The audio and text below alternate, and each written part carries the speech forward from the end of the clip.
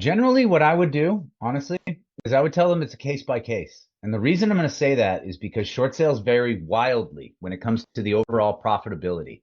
Sometimes you're going to have a deal, and Rick has enough experience at this point now to know this as well from having been through it a bit. Sometimes you're going to have a deal where the the deal's just too thin. You know, there's not much in it. You still want to make something on it, so you compromise, and you want to build that relationship, of course, because if that person came across a short sale with $10,000 of profit in it, they're probably going to come across another one later that has 25 or 50 or whatever. You know what I mean? So it's worth sticking with it as long as the relationship's good. You know what I mean?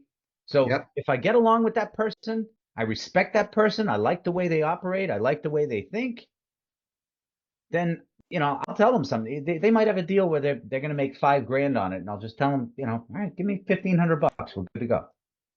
You know what I mean? That type of deal. And then they'll have another deal where there's $100,000 in the deal. Like I want 20. You know what I mean? So I'm not gonna how to say, like, chop myself off at the knees by spitting out a flat fee number. A lot of people do that. And what ends up happening, I did it in the past. There was a point where I used to just charge 5 grand for short sales. And I had countless people sending me all of their short sales.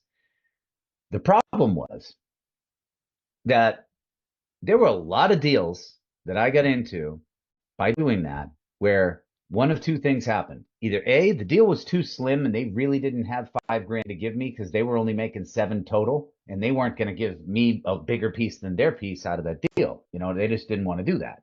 It was a hard sell. And then there were other situations where I'm telling somebody 5 grand on a deal, and I come to realize by the end of the deal, I could have made 25. And I just screwed myself out of 20 grand. You know what I mean?